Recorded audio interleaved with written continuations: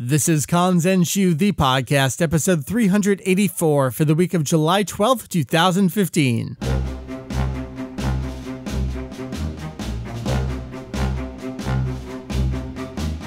Welcome to the podcast that cannot be recorded. My name is Mike VegettoEX. I don't remember how an episode starts because we've been so out of sorts. Welcome to Kanzenshuu, the podcast, an extension of the all-encompassing Dragon Ball fan site. Super Kanzenshuu. That's right.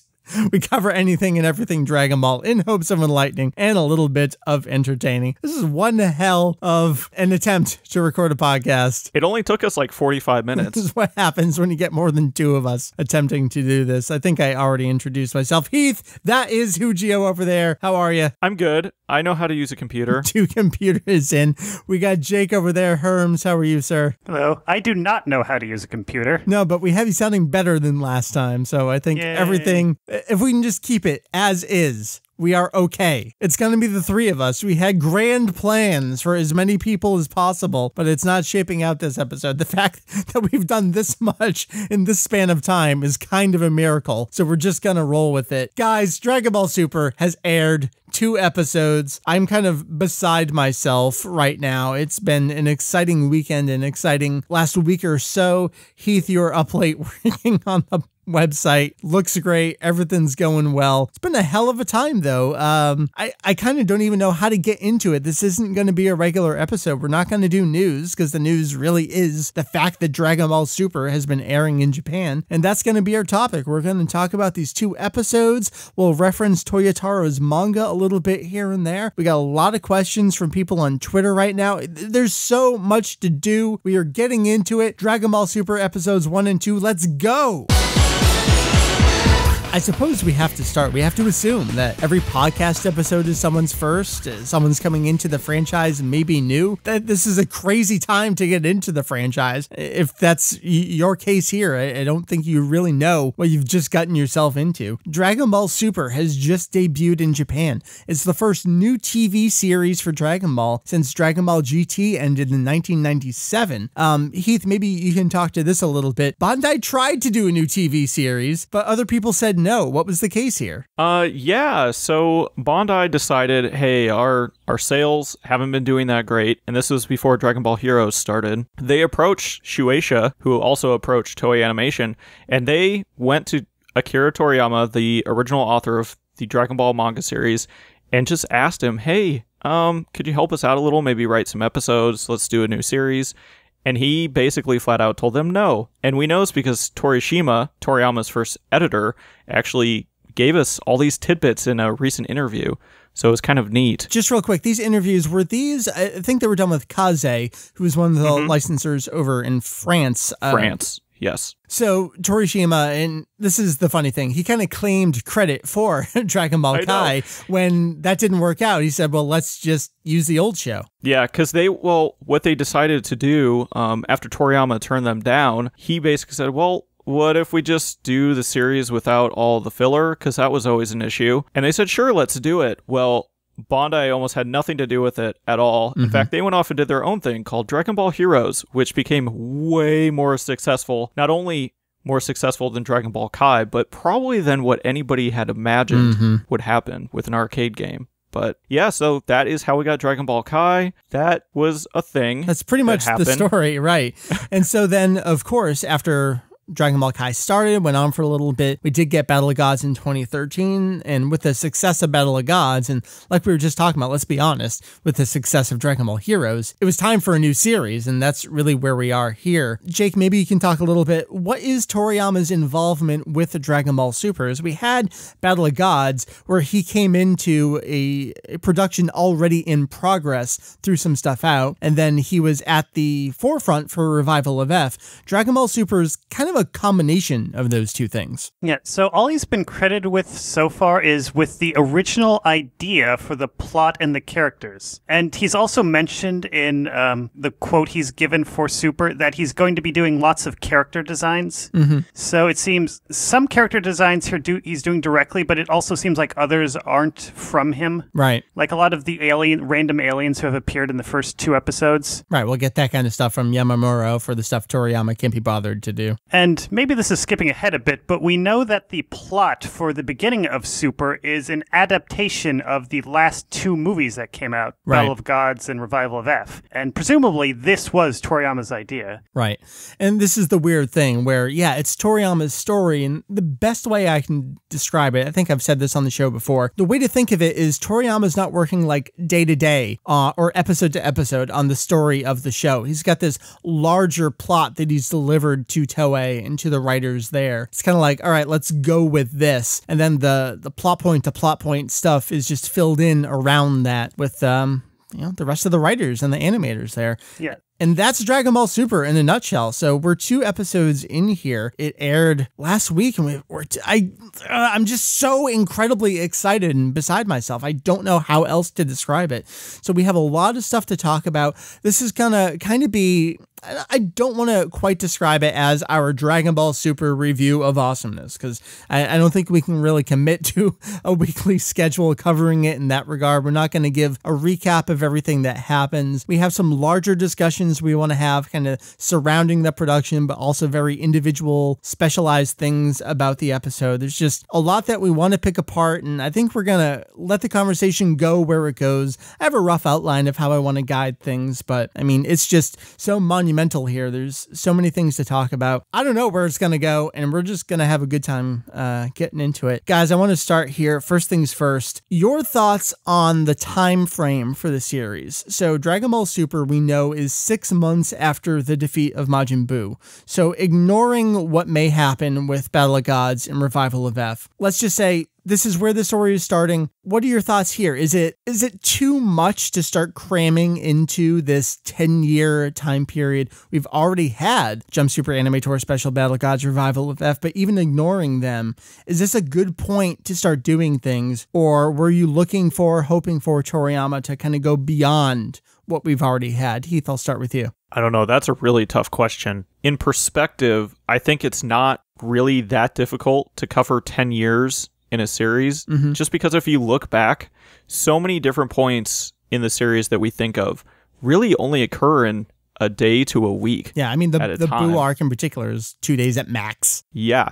So there actually is a lot of time, but it's like, how drawn out can you make it so that people are still interested? Yeah, and we've had so many time skips before that don't get this attention. I think it's hard to divorce this question from how many productions we've had that insert themselves here. It's really weird because you almost think, what could they do? Because you can't really go back to the 7-year time skip between the end of the Cell arc and into Gohan going to high school, because even as Toriyama has said, wouldn't that be kind of boring? I mean, you can't develop too far beyond, because all that development doesn't happen until later. Yeah. So you only have certain areas that you can really even work with. That's interesting, because if you go into this time skip, you only have 2 chapters of the manga. So, I mean, what development is there? You can kind of do whatever you want, and it more or less works. But you go into the Cell arc time skip, you've got movie 9 that fits in there pretty well. You've got the Afterlife tournament that they developed to fit in there. But Afterlife tournament, I mean, what development do you get out of there? You get Paikuhan as a character, which they bring back for a movie. But even just in terms of battles, which is, for me, weird taking it in this direction. But you can't have anyone that gets stronger than Boo, and our hero characters can't even get too much stronger, because then the rest of the story doesn't even make sense, which, give it to Toei, they could probably make it work. Yeah. But well, Jake, let's go over to you. What were your expectations here? Is this a good point in the series, you think, to start inserting things? I think I'd prefer it if they had said it after the end of the manga, with Goku going off with Oob. But I don't mind it too much that they haven't. I mean, potentially, like you said, they could just go do that later on. Well, they've definitely left it open to lead into that, I think, if they need to. Yeah. But I guess my biggest curiosity is to see if they're to what extent they even bother having these events lead up to the last tournament from the manga and Oob and all that stuff. Right. Is that the end point here? Or are we going to, we'll get to this, like we're going to retell Battle of Gods and Revival of F? Are we going to retell the end of the manga? And then do we go beyond that? Or again, is Oob the end point here? Is that what we're leading up to? Or will they just ignore that? Like anything's on or off the table right now, it seems. Because as much as I like Oob, it's a little hard to care about that whole plot point, like in light of all this stuff that happens in Battle of the Gods, and that will presumably be happening in Super. Yeah. Is it though? Because I mean, Oob set up as, oh, we get a new hero for Earth. I want to pass it down to new heroes for Earth. And it seems like Toriyama and Toei aren't especially looking to develop Goten or Gohan or Trunks as those new saviors. So isn't Oob still relevant in that regard as the future new hero for Earth? Well, I guess he'll need a lot more training in this version of things to keep up with Beerus and all those guys. And I mean, the elephant in the room here remains Dragon Ball GT. And we talked about this in our hype leading up to it. Mary's viewpoint was she would love to see them take the really kind of devious artistic route and somehow still make it all work, where like by not referencing it or yes or no, like just leaving the opportunity open for it to still happen.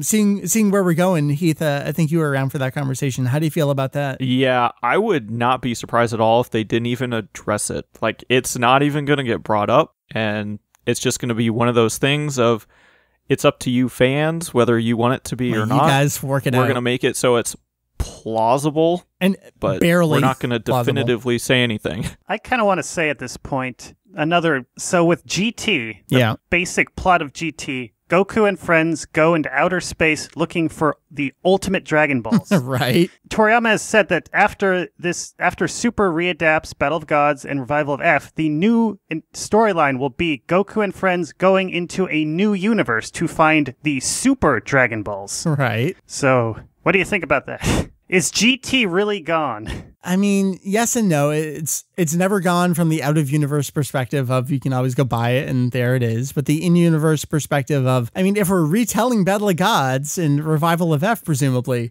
can we just retell GT? Like, is it going to be Toriyama's take on GT? And, like, will we see evil dragons down the road? I mean, that's a possibility. That could be super weird and strange. Yeah, I mean, it almost seems like, I don't know, like maybe GT has seeped into Toriyama's subconscious. Yeah. Because we do know he wasn't involved in writing the story for GT, but when GT was starting up, he did give a kind of seal of approval to the basic elements of the storyline. So he is aware, or was at the time, of Goku being wished back into a kid and everyone going into outer space. Right.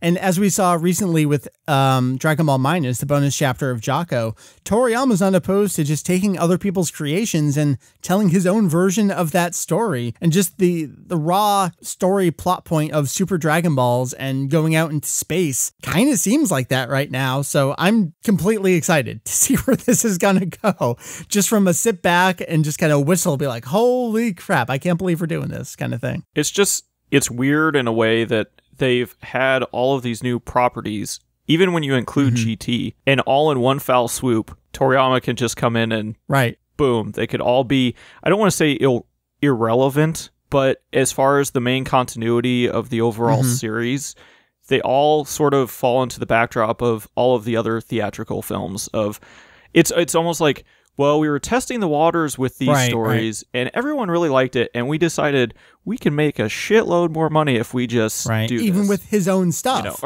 Or just Toriyama says, you know what? It'd be a lot easier. I'm tired of writing these movies. I'm just going to write one giant, huge book, send it to Toei, and say, these are my ideas for the next, 5 or 6 years. Do this. And then now he's hands off. He's done. All he has to do is character design. It's a funny thing. Even with...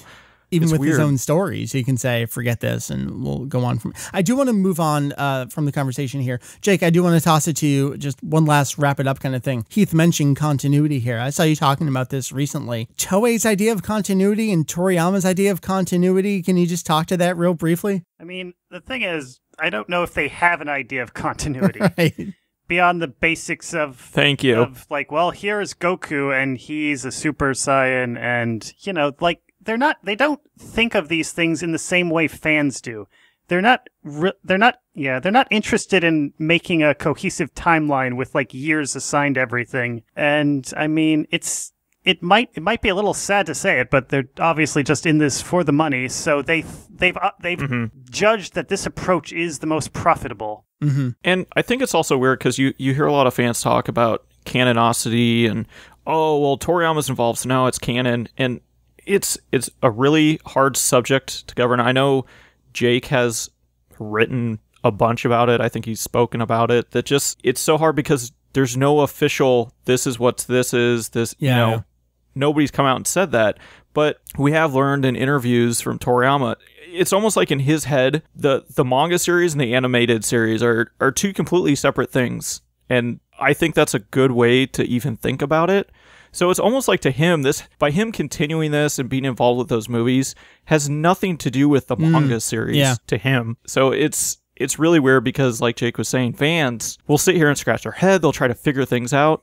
Toriyama is not doing that. He's just, this sounds like a good idea. I want to write this.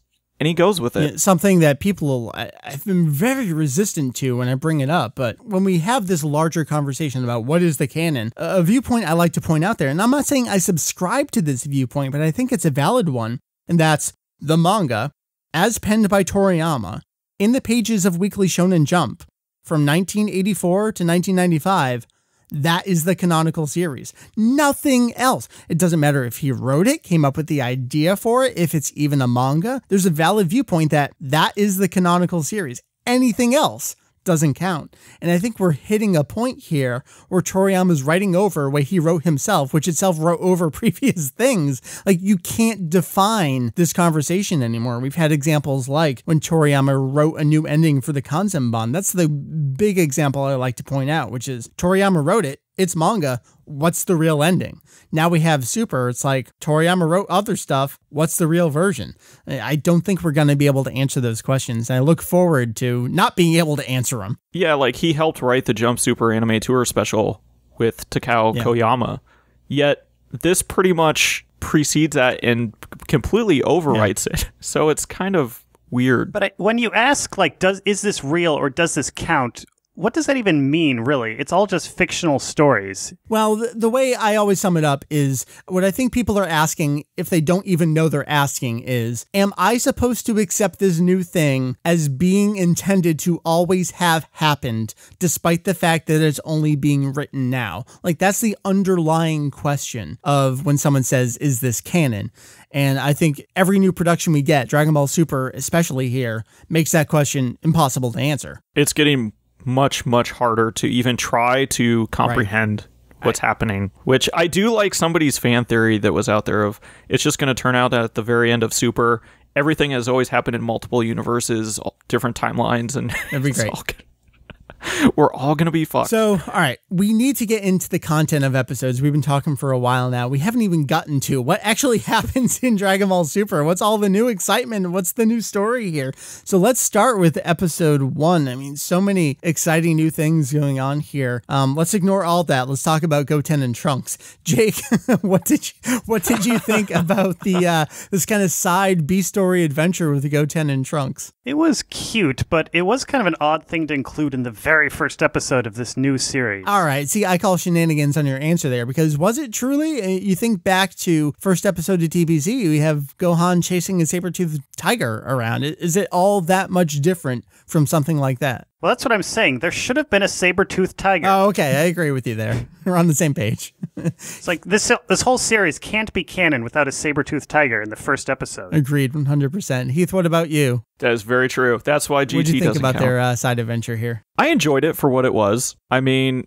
I think I got the feeling that, Revival of F just came out and they weren't in it. Give them some time. So maybe we should give them a little bit of the spotlight. You know, to me, that's how it came off, but I thought it was good. Animation, we'll get into that, but it did have a Dr. Slump vibe to it, with Goten kind of just cluelessly giving Videl this ordinary water. Yeah. From just a river in the middle of nowhere. Right. Because he doesn't understand the difference between water and like cosmetic face wash. Yeah, I thought it was cute in that regard. I think it had a lot of fun little punchlines that led up to just cuteness overall. And I was okay with that for the first episode, because that kind of sums up every first episode of Dragon Ball, whether it's the original first episode or the Z first episode, the GT first episode. We kind of have these just fun little vignettes of cuteness going on along with story stuff as well. So let's jump over to the main story going on, I guess, which is really just establishing shots and situations and locations for people. We've established that Goku is bored and working for money because there's no money coming in really right now. So he's working on a tractor. Goten is overseeing him a little bit with regard to bringing lunch and doing a little work in the field on the side. Was Goten driving the tractor kind of the best thing ever? Pretty much. Yes. Anything about this? I guess we have to compare this to the manga version by Toyotaro. So if you're not aware, over in V-Jump, which is a separate publication that Shueisha does, it covers video games, yes, but it's kind of their main promotional print advertorial kind of thing for everything they're doing. Toyotaro, who wrote Dragon Ball Heroes Victory Mission, he's since stopped working on that. He did the Revival of F 3-chapter manga adaptation. He's doing the Dragon Ball Super manga adaptation. So while the first chapter of that happened to hit first, ahead of the first episode of Super, it is an adaptation of the TV version. The manga is not really the main product here. It was a little different. With Goku, we got shots of him imagining kind of doing this image training of fighting Frieza and Cell and Majin Buu. We didn't get that in the TV version. There were a couple other differences here and there, like Beerus not mentioning Super Saiyan God, dealing with different aliens. Goten and Trunks, of course, had their big adventure. Is there anything else you guys want to say about the difference between the two media here? I have to wonder if, like, for the scene with the aliens and Beerus, like, that was so different between versions that I wonder if they just gave him, like, a little memo saying, oh, Beerus meets aliens. Because, like, the design for the aliens completely different. Right. The subplot in the manga where the aliens try and poison Beerus wasn't in the episode at all. So it's like, was that cut? Do you think that's got to come in episode 3, for example, maybe? Well, that's what I'm wondering. Like, did they cut that? Is that later? Or is it something Toyotaro just came up himself? Right. Because we've seen him, when he has to improvise, he can come up with some pretty cute jokes. Which is one thing I actually liked about the manga, is it does kind of differ a little bit from everything that happened, because personally, I think it would be a little boring to, okay, I just watched this. Now I get to read the exact same thing and not even all of it, which leads to the other thing is we've only had one chapter released so far, so we're not even quite sure how this is going to play out. What is he doing with the series in manga form? So yeah, it'll be interesting to see, but I do like that it is a tad different, or that he's inserting his own puns. Yeah, last time on the show we were talking about, will it be an episode-by-episode exact adaptation, or will he jump ahead in the story to whatever's going to be airing there just to kind of keep up because he'll fall behind? What's going on here? The first chapter may be completely different because that's going to be the only one that will have debuted ahead of the TV version. So let's just talk about the rest of the episode. It was the first episode, but I feel like there's, and it's probably just because we've seen episode 2 more recently, but I feel like there's more to talk about with episode 2. So just in the rest of episode 1, what did you guys think about it being a nice new establishing episode for a new batch of stories? I guess let's talk about Beerus and Whis a little bit. What did you think about their inclusion there, Heath? I thought initially on my first watch, it was just kind of, okay, we know who these characters are, but only because of other things that have happened. So it's kind of like they just got thrown in. So if you're not really too familiar, it's very, what's going on here? Yeah, Am I the only one that kind of got that vibe? I definitely agree. I felt it was kind of shoehorned in, and you had to know who they were to get something out of it. But if you didn't know who they were, they come across very differently. It's a real tough read, and that's why I'm looking forward to kind of the retelling, so we can get that character of Beerus, and we definitely got more Whis in episode 2. Because I know a lot of people's initial response was just like, gosh, they seemed a lot more evil, mean here. And it's like, well, you got to kind of take it for what I mean, he's a god of destruction. Which in the movies, we never see him actually destroy planets. We just hear him talk about it. Right. So maybe that's what makes it feel different, is that we're visually seeing him doing his job as opposed to just talking big about it. Yeah, like I think if you compare the scene in Battle of Gods where we're introduced to Beerus with him waking up, like that's just by far a better introduction to the character. Mm-hmm. Like maybe they just thought it would be, they didn't want to open the new series with a scene-by-scene recap of something from the movie. Yeah. But at the same time, like, I don't know. I get the feeling maybe they're trying to make the characters mysterious by just, oh, who are these people and what are they doing? But it comes across to us as them just assuming we already know who these people are. Right. Which is an accurate assumption. I mean, if you're going into this, you pretty much know who they are. I mean, just judging by the success of the films and Xenoverse and not so much Battle Z, but yeah, I mean, we kind of do know who they are. Just going back to that comparison about introducing the characters, I agree. The Battle of Gods introduction to Beerus, I mean, you get that character immediately from the very start, the laziness and the just scooching around and his relationship with Whis. I mean, it's solidified within seconds there, and we're not getting that here over in this version. And we're going to get into some stuff later on with... Which I think what you're saying really lends to people thinking Toei must assume everyone knows them. And we're going to get soon into, when was he asleep? When is he supposed to be asleep? Does this rewrite things entirely? I mean, just everything about how they're used just makes you think up questions in your head rather than enjoying what it is they're doing on screen. And I think that makes this episode a little more complicated than it probably should be. I agree. I guess my one thing was I really enjoyed how they kind of broke the story up, how you had like Goku farming with Goten,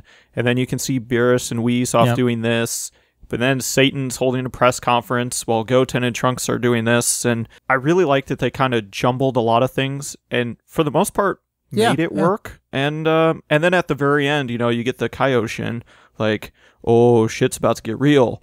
And you're like, oh, here we go. We have that for 2 episodes now, and I already feel like it's getting a little old, though, the Kaioshin specifically. I know. He's really freaking out. Anything else about this episode? I do want to talk about the music, and this can apply to both episodes. Norihito Sumitomo coming in from Battle of Gods, from Revival of F, from the Buu arc of Kai. Definitely has something resembling a budget as opposed to 0 budget from Kai here. It is much more palatable, I would say, than Kai. It resembles a soundtrack. It does.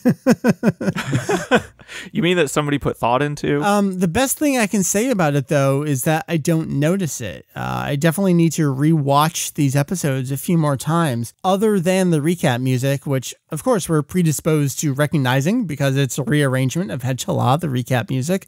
I can't pick out any other tunes right now, but...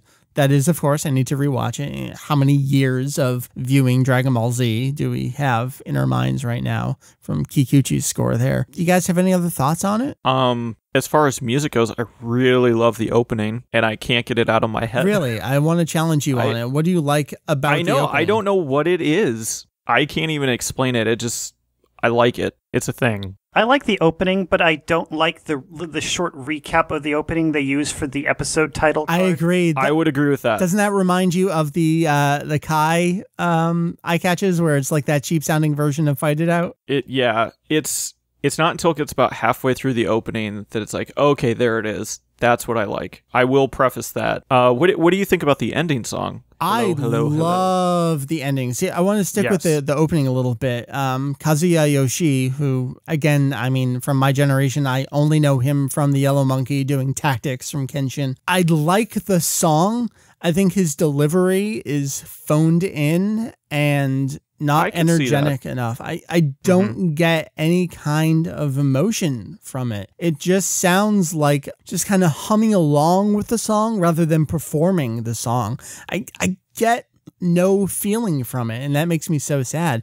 As opposed to the ending, I'm so glad they brought Good Morning America along for the ride, because Hello, Hello, Hello is such a fun song, and it kills me that it's a minute long. I want this full-length version so bad. It's coming. I know, August, I know. August. I would agree with that. I've really fallen in love with Good Morning America. Yeah. I mean, if you go to their YouTube channel, you can listen to most of their songs. They're Very well done. And I was really apprehensive about Dear Zarathustra at first. There was something about the vocal delivery.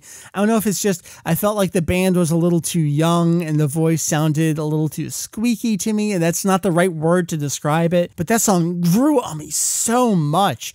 And I feel like... You know, for how much you watch Kai. Yeah, exactly. Pretty much just listening to it in the car. The opening to Dragon Ball Super is the kind of song I feel like if you replace that singer with the singer from Good Morning America, I feel like that could bring it to what the potential of that song is. And that's what I wish we had here. I'm kind of curious to see how long they're going to be sticking with these theme songs. Yeah, with both of them, yeah. So this could be interesting because it's always weird when you go back, like just go to even our theme guide on the website and you look at Dragon Ball and Dragon Ball Z and all of a sudden it's like GT and Kai are just already combined, those two small series, way more theme music than the previous two. But it's a generation thing, how the anime industry has changed over the years. Right. We don't get those iconic songs anymore that last for hundreds of episodes, even with One Piece. I mean, they come back to We Are every so often because that was the one that started it, but they move on. Whatever I got to say, the most recent One Piece opening, I can't stand it. Mary likes it. I can't deal with it. I don't like it. Jake, your thoughts on Sumitomo's score here? Can't even, like, apart from the opening and ending, I can't even, like, remember any of the music, which is not good, but not bad. Sometimes it's weird because a good score can be where it's not distracting you. I agree. From what's happening. I do agree. But at the same time, you almost want it to be kind of memorable because you can really tie a scene to the music that's happening so that every time you hear that music, that's what you think of. And to be fair, that's how we feel about the Kikuchi score. That's how American dub fans feel about the Falconer Productions score. We both think back to these iconic moments with memorable tunes, and I don't feel like Sumitomo has anything like that yet in anything that I've heard from him in any of the productions. But we're only 2 episodes into Super. This is going to be his chance to compose some of those iconic moment soundtrack kinds of jingles, and then it's also up to the the music placement, sound effect placement to kind of all work together to build those up in our heads. So I can't make that call after 2 episodes, but so far I definitely like it better than what I heard from Kai. While we're on the subject of audio, yes, I thought now would be a great chance, especially because we have Jake here. Sure. And he's not predisposed to anything because you and I have thoroughly watched the animated adaptation. Right. Jake is more of manga, and there's nothing wrong with that because I love the manga. But we had a discussion kind of through Twitter that the sound effects, we have a new sound effects artist.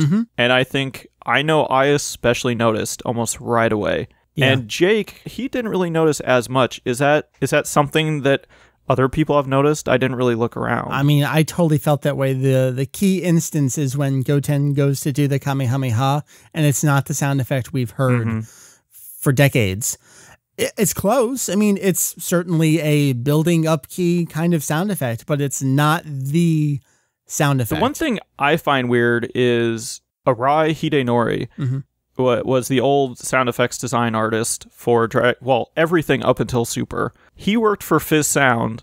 The new sound effects guy also works for Fizz Sound. Yeah, what's up here? Could they not just say, "Oh, here's all the stuff I've done over the years. You can use it"? Or did somebody literally say, "No, we're starting from scratch"? That's what I'm curious about because you would think he would have access to it, but apparently not. Jake, your take on sound effects? Didn't care?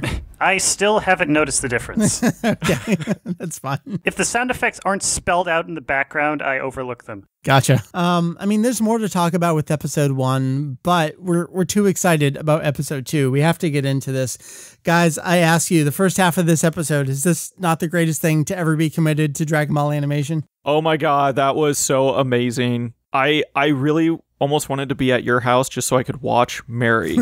Like, just losing her mind. Awesome. Yeah. I don't know how else to describe it, but you just think, even when the preview last week for this episode came out, everyone's just like, oh my God.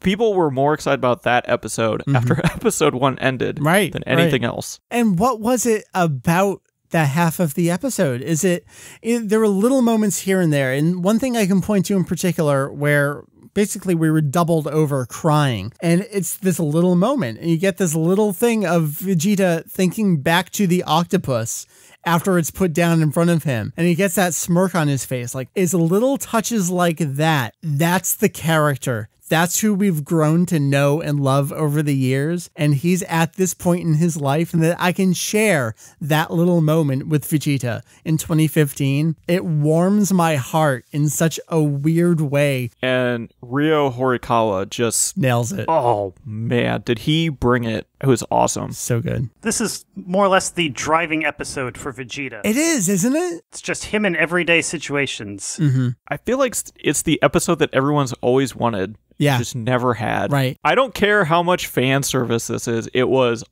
amazing. We've had glimpses here and there, like just the Bad Man shirt was kind of the tip of the iceberg with putting Vegeta into uncomfortable situations. And the JSAT special, just him, Goku eating together at the end. This is kind of like the culmination of everywhere we could take Vegeta. Just, it's delightful. It's absolutely delightful. And I loved every moment of it. And just everything about this. It's not just him.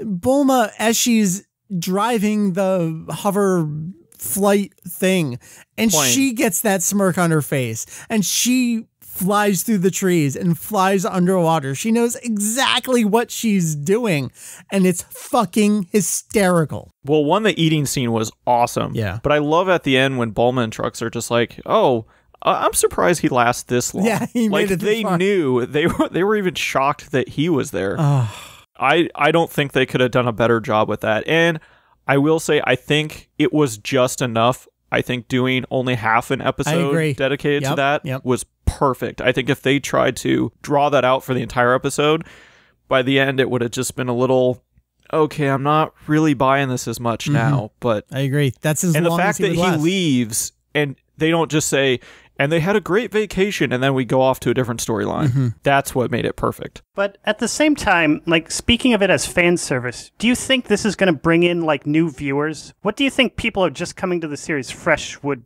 make of this episode? I don't know, because is that even possible? I mean, this is the conversation that Toei and Shueisha have been having for a while, is how do we get new viewers? Is it even possible to get new viewers? Because every new fan of Dragon Ball is likely coming in through the manga, if not Heroes now. So is Vegeta just a character at this point that everyone knows, and there's no such thing as a new fan of this character? So I'm answering your question with another question. Is a lot of their thought process that, well, we just did Kai. Right. So, of course, everybody knows who Vegeta is. I mean, it's week to week. We led right into it. Right. Yeah. It's not like the break that we had. It is a very good question, though, because I think it's one that I've even thought myself of. Some of this, I can understand where older fans are just going to eat it up. But if your goal is to ultimately build it out, how does it really impact that? Well, I don't think this is the thing that draws in new fans. I think this is the supplemental material for the new fans that have already been made. Thanks, Bandai Namco. I mean, Toei and Shueisha are not the ones who are responsible for building the new fan base now. It's totally Bandai Namco. And I think they're doing their job appropriately here, which is we're not the ones who are going to get the new fans. Let's cater to the old fans and the new fans. And like you said, Heath, we came right off of Kai. We know who this character is now, Vegeta specifically. There's nothing else they need to do. They nailed it from that regard. I would agree. So the second half of the episode, what did you guys think of that? I know we really loved the first half, but do you think it was strong all the way through? I liked it. It was Beerus versus the minions, basically. Yeah. Basically. But I think they managed to set up, like, to establish that random alien planet really well in such a short time frame. That's true, yeah. Like, it feels a lot more distinctive than pretty much any of the planets we got in, like, GT and probably the manga. Most of the planets in the manga, too. Right, yeah. Just, we understood who the regular civilians are, who their hero is, what everyone's there for. I mean, they came for the meat.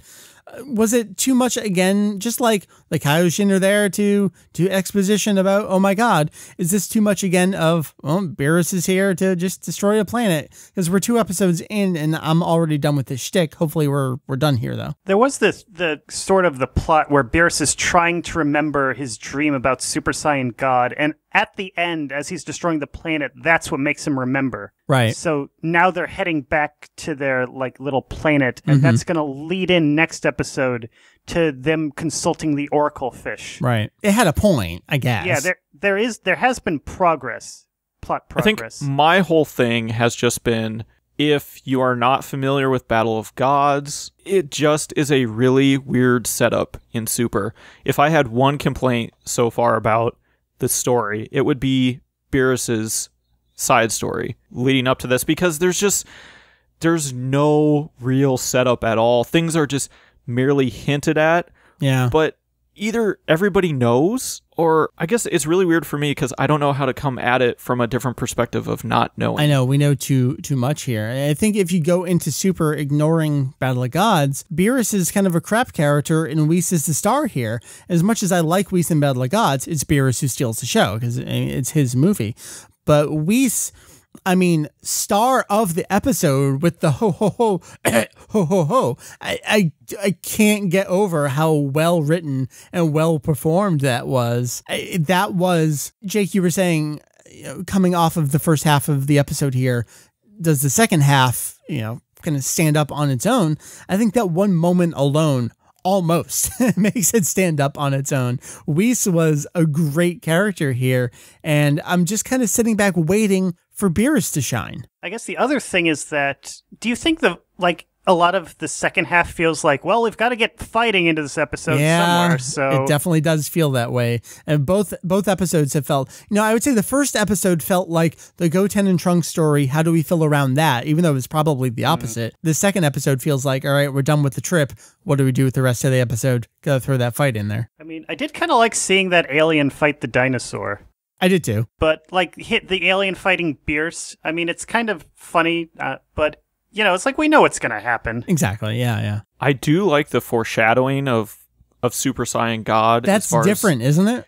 Yeah, it is. We're getting all these glimpses that we've never seen before, and it's totally different. Yet it's weird because, like I said before, we know who that character is. I mean, they've made it obvious who it's going to be too. But yeah, right. It's so different because Battle of Gods was, I had a dream about this. And this is very much, I had a dream too, but it's, we're getting that, they got to fill time. So they're going to show some different things. And that's an easy thing to animate. It's like a shadow with sparkles. How hard can that be to animate? But it's nice to see just something a little different. But it's weird because I almost feel like the preview for the next episode is, where does the dream continue? Let's go find Super Saiyan God. We kind of know where we're going. And it's like, it's weird because of all the stuff that's happened already. You almost feel like this episode should have been somehow incorporated into the first one, and these ones slid back farther because this seems more like he's out kind of looking, but not. And I would have loved to have a setup of, like we talked about, him kind of waking up. Hey, I had this dream. And then he's trying to remember it. But we literally jumped into, hey, so I had this dream, and I'm not really sure what it was about. Let's draw it out for 2 episodes. Right, and then go figure it out. Now I'll explain everything. Yeah. That's really my biggest complaint.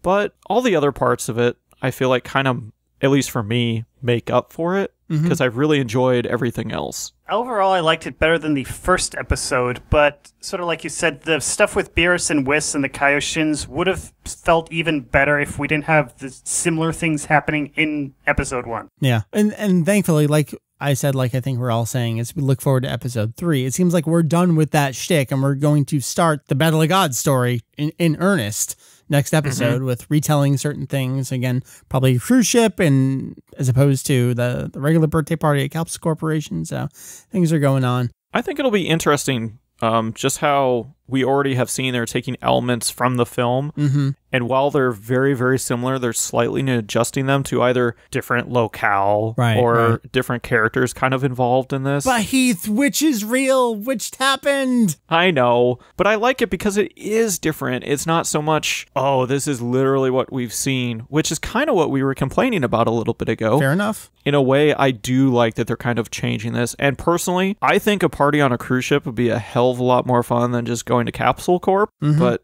That's just me. They're making it like flow. There's a logical progression. So like this episode, they go to that tropical resort because of that promise Vegeta made back in the Buu arc. Right. And while they're there, Bulma sees a cruise ship and she's like, that'd be a good place for my birthday party. Right, right. And so the next episode, her birthday on a cruise ship. So it's not like, well, in this version, it's a cruise ship for no reason. There's a sequence. I think is a nice touch. And that also, I think, bodes to the fact that they have a weekly episode. They can really draw stuff out. Yeah, we got to get as much used as they to want. that. Whereas when you're in a movie, I mean, you are confined to what you can do.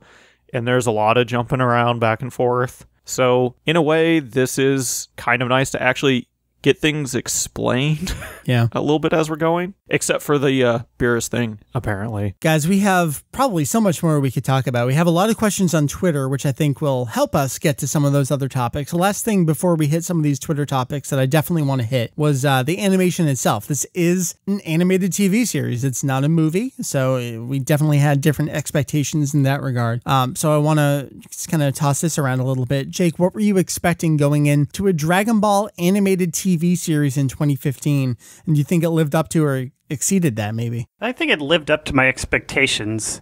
I mean, I wasn't expecting like jaw-droppingly gorgeous animation. I've seen people around, like on Twitter, the forums, just saying like, this is bad. You know, this animation's really bad. I don't feel that way. Yeah, like watching the episodes, nothing really jumps out to me like, this is bad.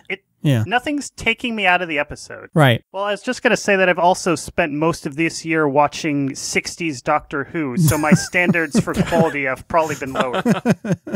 It dropped just a little. Right. All right, Heath, what do you think? Overall, I've actually thought it's been really good. Yeah.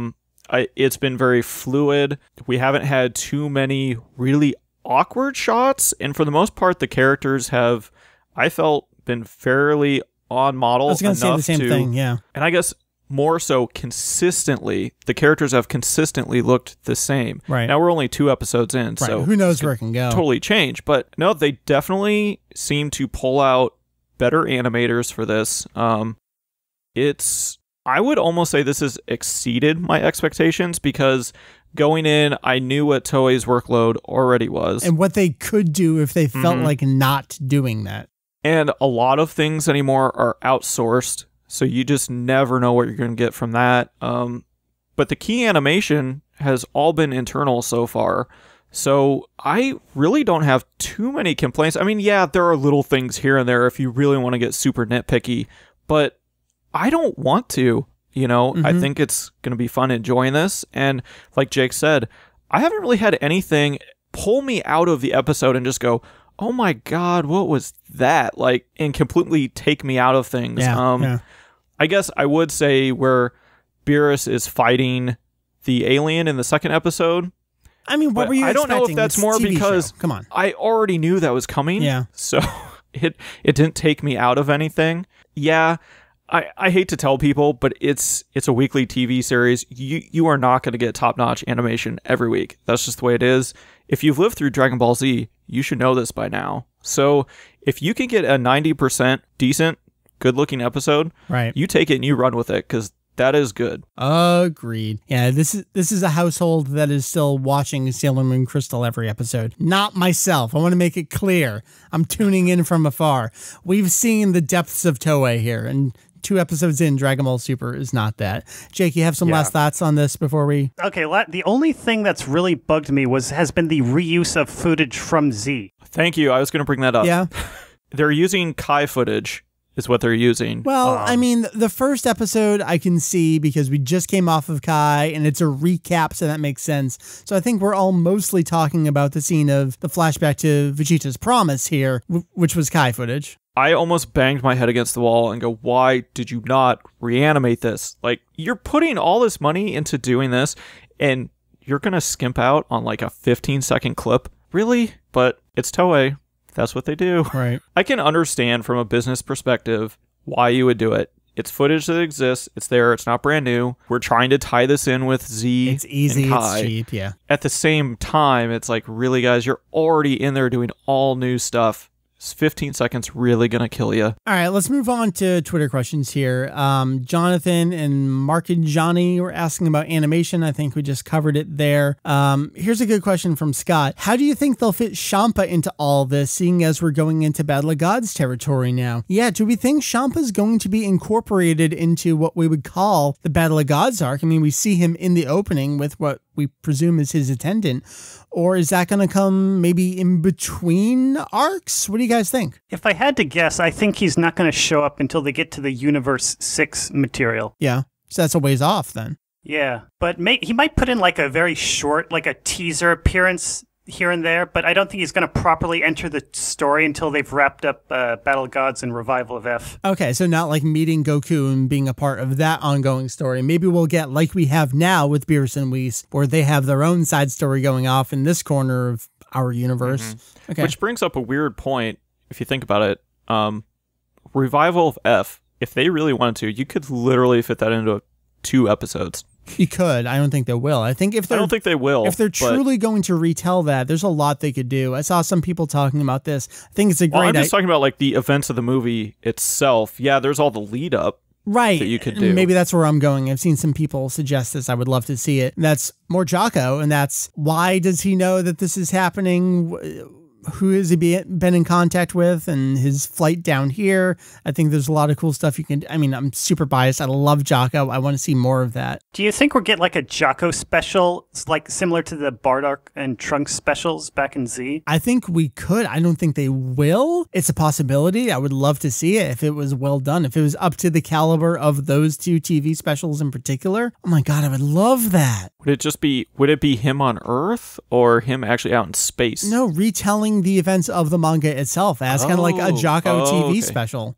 I think that's a great idea. I never thought about it from that perspective. I don't think we will. I think we'll simply just get him incorporated, just like in Revival of F, where it's, do you know him? No? Oh, well. Here he is. Oh, that again. All right, let's go on to some more questions here.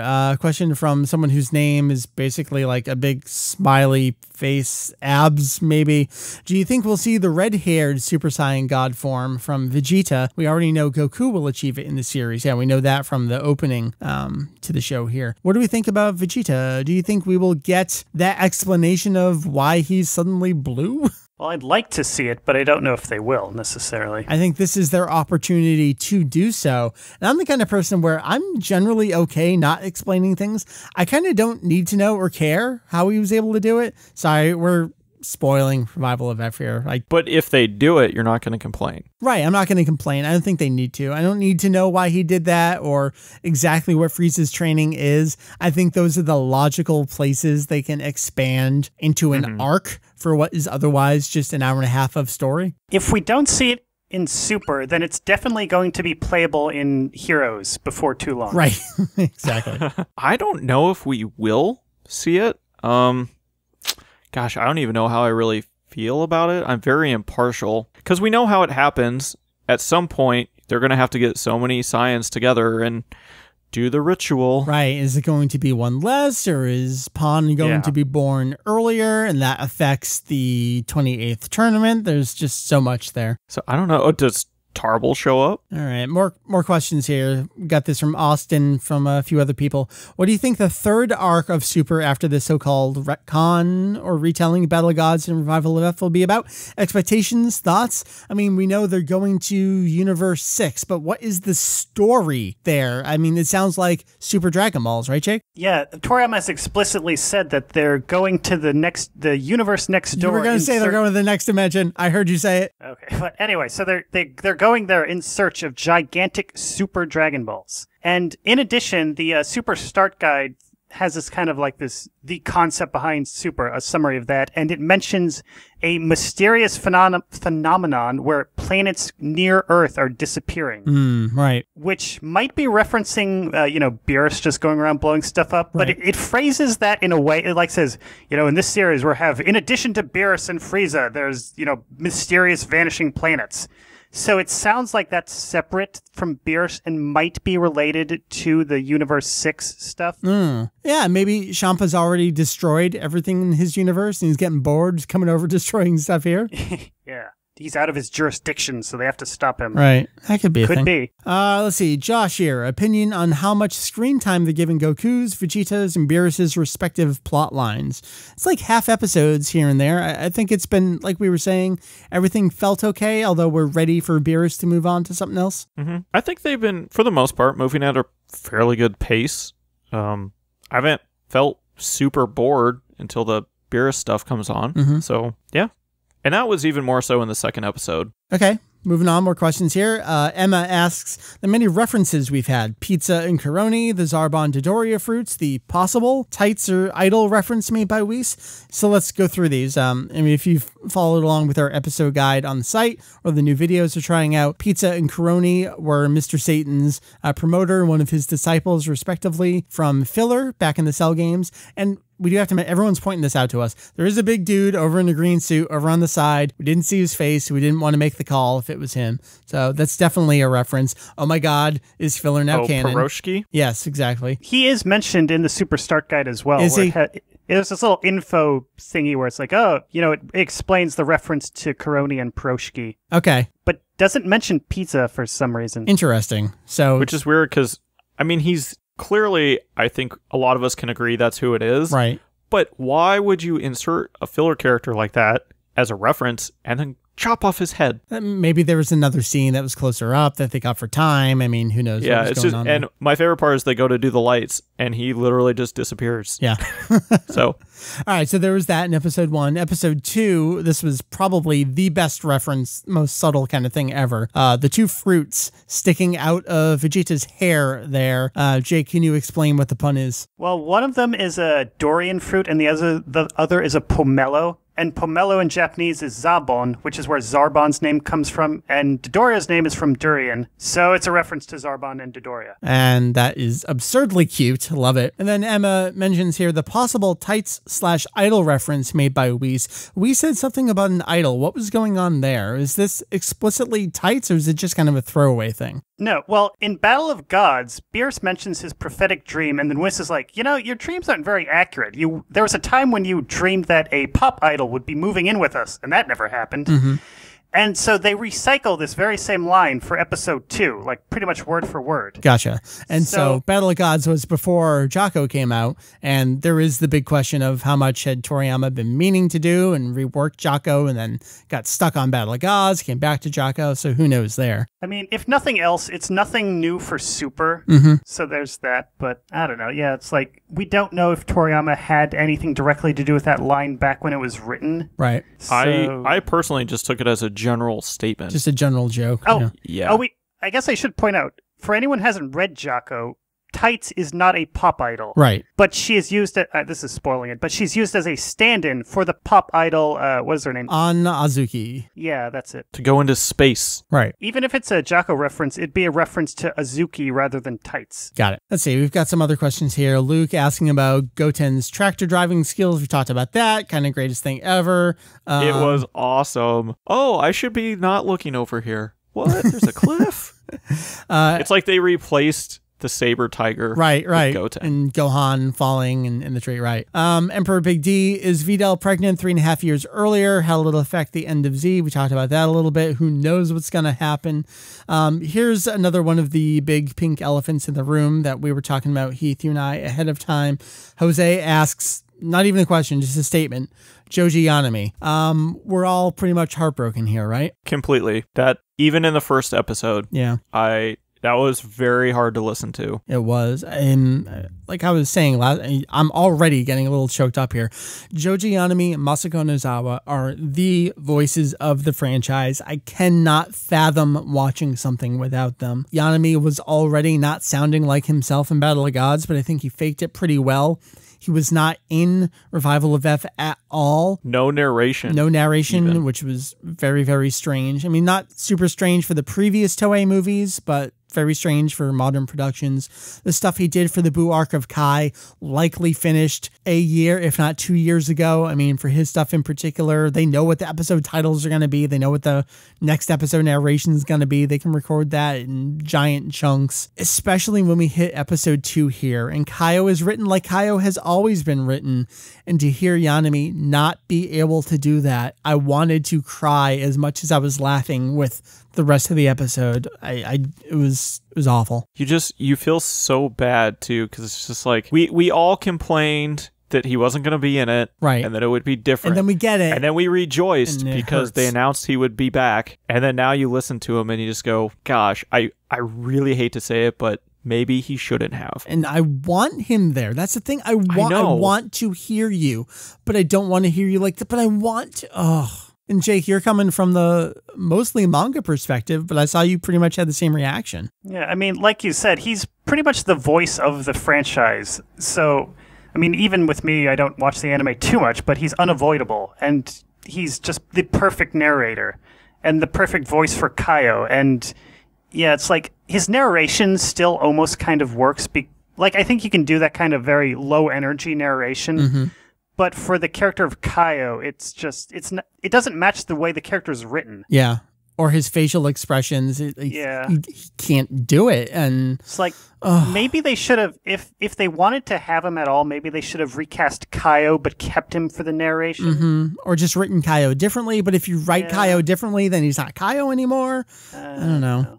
It's just very sad. And I mean, it's so hard. It's like, what's going to happen going forward? I mean, unless he makes a miraculous recovery, this is just going to get worse. That was the other thing that crossed my mind. Are we going to be going, 50 episodes into this and he's still around? Or is it somebody just going to say, okay, we need to move on? Then just write the whole Kaio thing is out like, of it. Why did you bring him in the first place? Yeah. But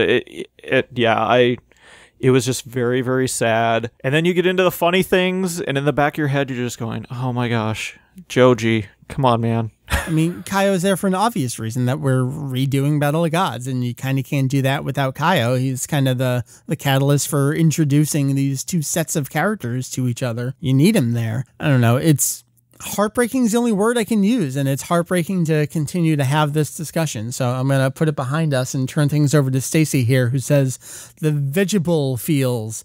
I mean, how we're getting to see quality family time that has rarely been shown before. I think we talked about this. We loved it. Oh, yeah. I loved it. Give me more. Yeah. I think these slice of life episodes is something that a lot of people have kind of asked for. Mm-hmm. And I don't know if it's just from being around the series for so long. We need this. I know a lot of people love the series for its action and its battle scenes, and those are great. But I think it's these episodes that really add depth to the characters. Agreed. And especially like even for Goku, re-solidifies how much his nature is to just want to fight, to be better, to get stronger. Just, he cannot be an ordinary person. These people are aliens living on Earth. Oh my God. I mean, the end of that first episode where he does it like, like he's so excited to abandon his family again. And Chi-Chi's just like, well, you gave me a crap ton of money. So waving her hand, whatever. Yeah. So how do you think how do you think Goku's parenting skills compare to Vegeta as portrayed in Super? I don't know. They're kind of equal to each other in very different ways, aren't they? Like one's super involved, one's not, but... Well, yeah, because it's like Goku went and did it because Chi-Chi said he had to. And by the way, best line in the first episode is Goten telling Goku that he thinks Chi-Chi is actually the strongest of all of them. Right, I agree. Good stuff. But, or has the most power. I can't remember how he phrased it. Right. But yeah, he goes and does that for his family, but as soon as he can get out of it, he's gone. And Vegeta is very much the same way. He made a promise. He's an honorable man. He stuck to it. He put in his time. But he only did it as long as he possibly could, and then he is out of there. Yep. So do you think if, like, I guess we've liked these parts of the first 2 episodes, but how long do you think they can keep this up before it'll just get kind of boring like the Beerus stuff? I think one more. The next episode, we're going to get Krillin, 18, Maron, Yamcha, Tenshinhan, Chaozu, and I think that's enough for half, if not 3/4 of an episode to get caught up with everyone. The way things are really setting up at this point, it really does even give off the vibe of we're moving away from this pretty quickly here in the next episode or two. But just let's take this establishing time, reintroduce the characters again, and then we'll get going. Yeah. I mean, even if you just look at the last 2 episode titles alone and compare it to the third, I mean, it seems like, okay, now we're going with a title that even though Beerus has been looking for Super Saiyan God in a way in the last 2 episodes, now we're actually making that a focal point of the episode. Right. So I'm kind of curious even how much of Bulma's party we're going to see just based on the episode title. Yeah. Here's a funny thought. Nakagawa hasn't been announced for the Oracle Fish. You think we're going to get her back?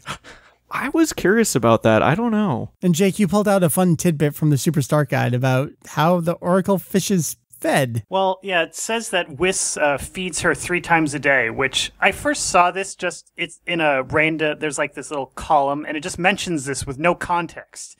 And I'm like, why in the world why is that a thing? And then later, there's a page from the script for episode 3 where it's actually Beerus threatens the Oracle Fish by saying if you don't help us, if you don't remember your prophecy, we're going to cut you down to 2 meals a day. Got it. So it was probably from the script, and then someone said, well, I guess we feeds 3. Yeah, so this is all going to be incorporated into my upcoming Oracle Fish feeding guide. Oh, excellent. That's the next big feature guide on Kanzenshuu. Right after the timeline. Right. I'll put the pages together. You put the text in. Sounds good. Mike, you can get some images. I'll do some screen caps. Yep, this is how and Julian can take the kids to the pool. This is how things roll here.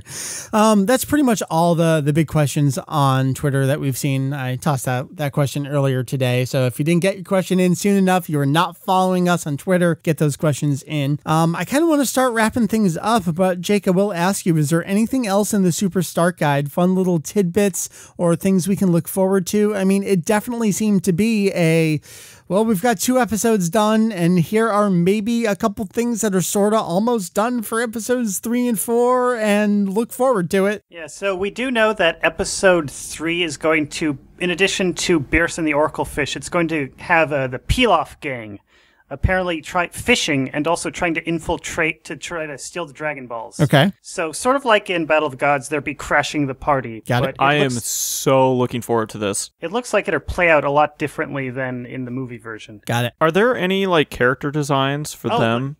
Oh, no. I think it does, but it's just recycled from Battle of Gods. Yeah, there's a lot of recycled stuff. Because I'm kind of curious. I know other people have asked, are they going to explain how they became children? Right. Yeah, I mean, that's another one of those things where Super is a great place to fill in those stories. So it doesn't go over that from what I can see, but it actually, most of the guide is basically just character design sheets. Mm-hmm. And it does look very nice, but there's something very annoying about, with the female version of Whis, it has her character design sheet, and it's just labeled ? Right. I saw that. And it's there's something I know this thing is just here to help get people excited for the show, but it's called a guide. It's just not being very helpful. Well, and what do you think the deal is with that, with giving us a name for this character? Is that too much of a reveal of something? I mean, I have to assume it's just going to be another alcohol fun. Have they not decided what it is yet? That's the thing. I feel like it's whatever Toriyama is drunk on at the time. Yeah. I feel like they're trying to cover their laziness by making it seem like there's some big mystery with her name. But probably not. Yeah. Yeah. Unless it just turns out that she's actually named Whis. That's the thing, is we did have that line in Revival of F. I'm just a being named Whis, perhaps. So is that what we're going to get, where they're all kind of like this hive mind thing? Yeah, something like that. Because one thing I was thinking is maybe these Whis characters are the only ones that can travel in between universes. Mm-hmm. Hence, we got the, Whis can mess with time, rewind things. Mm-hmm. So I'm intrigued. I don't know why they haven't named her. Right. But I'm still going to stick around. Or if it's a her. I mean, we're assuming it's a her. We all thought Whis was a her in the very first faraway shot. Yeah. Somehow we managed to record this podcast. I wasn't entirely convinced it was going to happen today. I'm glad we did. So we're on a weekly schedule for a new TV series, and that's crazy to me. That is weird. What a weird time. It just seems like yesterday when we're just like, oh my god, the Kanzenshuu are coming out. This is amazing. Right? It seemed like yesterday when we were saying now is a great slow time to combine websites. There's nothing going on. I will say, though, our timing could not have been more perfect, because I think we would all be just dead. We wouldn't be able to do it now. We would have thrown our hands up in the air and said, fuck it, don't care. If we wouldn't have combined at that point, which is, it almost makes me be like, God, if we could have just done it like 2 years sooner or something. I know. Would have been a lot better then. It was the logistics. Yep. I guess overall, what were people's final thoughts? Mike? Yes, I'm having fun. I still have some reservations. I'm very internally conflicted on this retelling versus incorporating existing stories, specifically Battle of Gods and Revival of F. I'm all aboard the Toriyama don't give a fuck train, but I'm also aboard the you just sold me these movies and now you're telling me that it didn't happen this way kind of camp. I don't know how to describe it. I feel both ways, and they're both fighting inside my head. They're both little monkeys with symbols hitting each other. You can see both perspectives. I can. I'm such a moderate person, aren't I? Yes. Yeah, well, I guess we'll go over to Jake now then. Your overall impression, super so far. I guess I'm cautiously optimistic. You're stealing my phrase. Oh, well. But it's a good phrase. Similar to you, like, I guess I can see both sides of them retelling the movies, but I won't be able to fully make up my mind until they're done with it. Right. Like, to see how they handled it overall. Yeah. Because with Battle of Gods, and especially a Revival of F, it seemed like there was a lot of stuff that really could have been fleshed out and improved by fleshing it out. Mm-hmm. So maybe this will be a good opportunity to make those stories into something a bit more substantial. Yeah. Or maybe it'll just be a lazy cash-in. Mm-hmm. Who knows? Right. Which makes me wonder how people are really going to feel if certain things aren't elaborated on and fleshed out. Be like, what's the point? Are people just going to be like, this was a complete waste of my time? Yeah. So I think it's particularly weird with Revival of F not even being out yet on home video. I mean, it's coming out, October, and we probably won't get to that part of the story by then, or we'll only be getting to it around that point. It just seems like strange timing to me. And not only that, they haven't even broadcast it on TV. Yeah, and maybe they won't. I mean, usually they will show it. Yeah, so that's weird. Yeah, it's odd. I don't know how they're going to handle it. This production strikes me so much of what Funimation has to deal with sometimes, where they get one thing, but then the next thing comes out, and like the position they're in now, where could the Buu arc of Kai, I mean, we already said how irrelevant it was in Japan. Could the Buu arc of Kai be any more irrelevant for a North American release now? I know, and it just keeps getting pushed back. More and more. And not just from the Super is hot, the new Frieza movie is hot, but also their Blu-rays for the Buu arc just recently came out. Like, I know. How do you get people excited about the same thing over and over? And the fact that we're having that in Japan now strikes me as similar and strange. And what you do is you don't even release them on Blu-ray, you just make them digital downloads. Yeah. And just say, hey, we have no production costs, and wow, we can give it to you for a little cheaper. I don't know. I honestly have no idea what they're going to do with that. And unfortunately, it's already done. Right. That's the worst part. We know that. I mean, it seems to be, if it's not completely done, it's like 99% done. It may as well be done. I guess my thoughts are I'm loving this, and really, I'm just enjoying it. Yeah. I'm trying to go into each episode of just, I'm going to enjoy this for what it is. I know when I watched Kai live, a lot of it was more, I'm just doing this because I have to document it on the website. Yeah. And this is more, I'm watching this to enjoy it, which even, I think the first time I saw Battle of Gods was more of a, and it's weird because I know a lot of people may not relate to this very well, but I will go into something and it's more, I'm not watching this to enjoy it. I'm watching it because I know I have to document it. Mm-hmm. So I pay attention to things differently. Yeah. And I'm really trying not to do that this time. And I think it's made things so much easier, so much nicer. And I'm just having fun, and I'm hating that I have to make a new page every week.